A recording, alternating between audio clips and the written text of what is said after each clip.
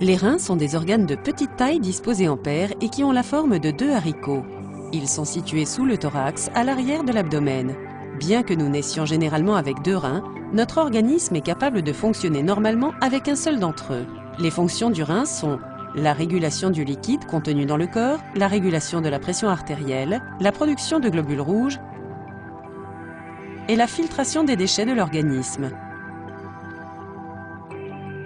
Chaque rein se compose de près d'1 million d'unités filtrantes appelées néphrons. Chaque néphron contient un amas de petits vaisseaux sanguins appelés glomérules. Les glomérules sont semi-perméables et permettent ainsi à l'eau et aux déchets solubles du sang de passer à travers leurs membranes.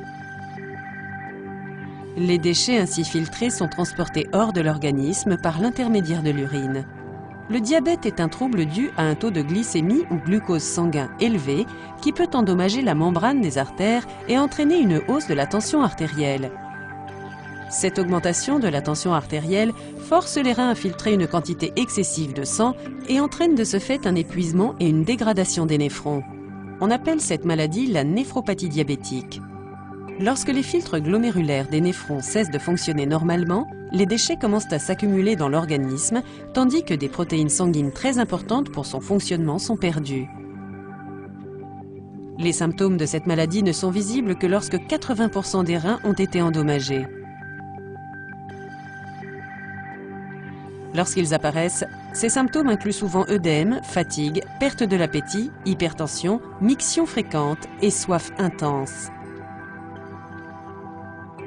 Lorsque 85 à 90% de la fonction rénale est perdue, on parle d'insuffisance rénale au stade terminal et une dialyse rénale, voire une greffe de rein, s'impose généralement.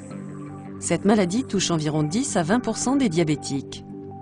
Une bonne hygiène de vie permet toutefois de retarder, voire d'empêcher son apparition. Il est donc important de contrôler sa glycémie à intervalles très réguliers, de rester physiquement actif, de maintenir une tension artérielle à un taux acceptable et de contrôler son poids.